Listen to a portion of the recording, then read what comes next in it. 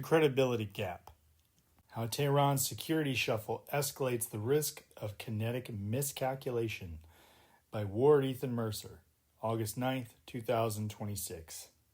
The formal appointment of veteran IRGC Major General Mohsen Rezai as Secretary of Iran's Supreme National Security Council and the personal representative of Supreme Leader Mojtaba Khamenei represents far more than a personnel swap. It consolidates the regime's grand strategy around old guard military doctrine, and in doing so drastically increases the probability of an Iranian strategic overreach.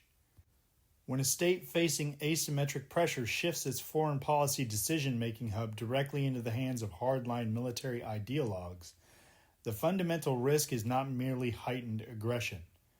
The primary danger is cognitive over-calibration, the tendency to mistake an adversary's political hesitation for structural weakness, leading to a miscalculated kinetic strike that shatters the very gray zone leverage the regime relies on for survival.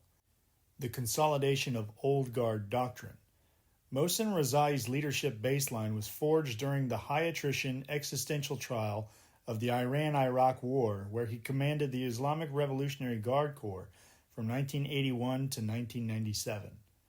For commanders shaped by that era, conflict is viewed through a zero-sum ideological lens where total posture and coercive brinkmanship are prioritized over diplomatic off-ramps. By replacing broader administrative and diplomatic voices within the SNSC with IRGC hardliners, Tehran has effectively narrowed its strategic feedback loop.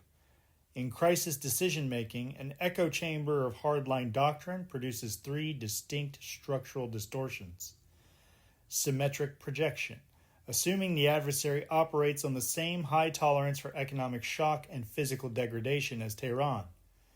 Dismissal of diplomatic signals, treating Western proposals for phased de-escalation not as genuine strategic options, but as evidence of systemic fatigue and fading resolve.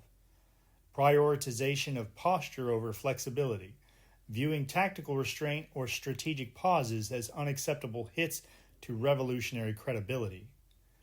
The rhetorical red line trap.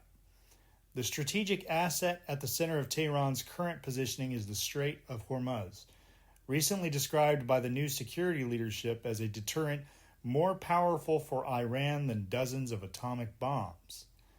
While drawing public uncompromising red lines against unauthorized transit or naval escorts is intended to signal maximum resolve, it creates an acute operational credibility trap.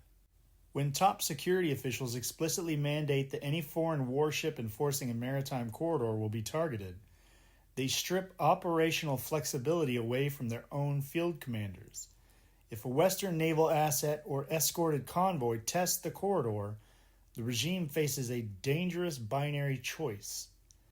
Execute the strike, immediately risking an unconstrained high-intensity retaliatory response, or stand down, exposing their primary strategic posture as a paper tiger in full view of regional allies and domestic factions.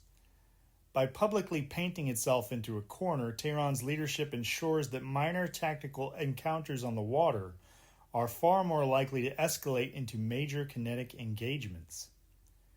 Misreading superpower constraints. Tehran's overarching calculus relies on the premise that Washington's posture is politically constrained. In gray zone warfare, this analysis appears sound on paper.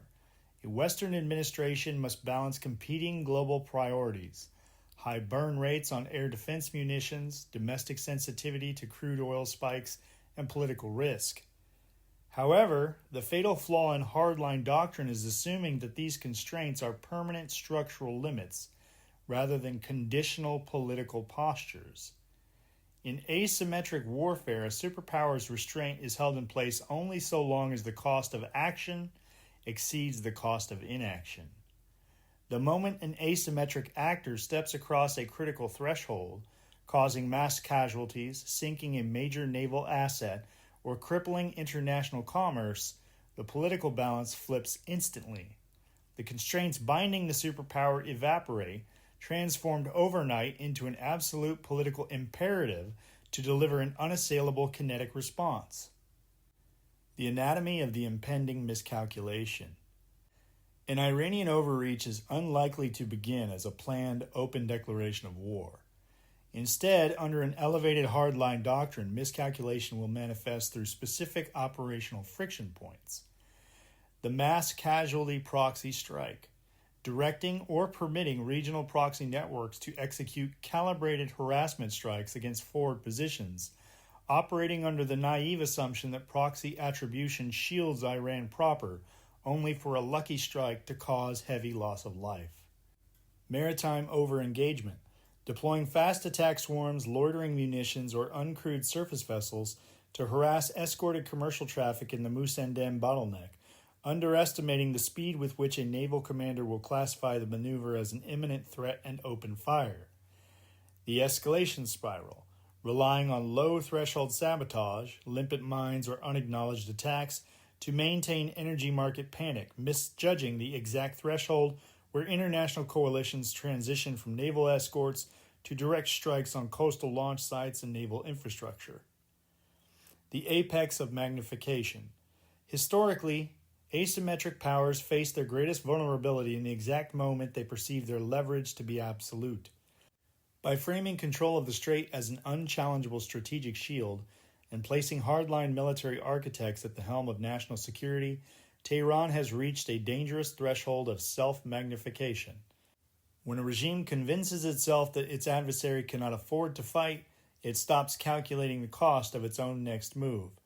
In the tight geography of the Persian Gulf, that illusion of invulnerability is precisely what turns a calibrated strategic posture into a catastrophic military miscalculation. Eyes open.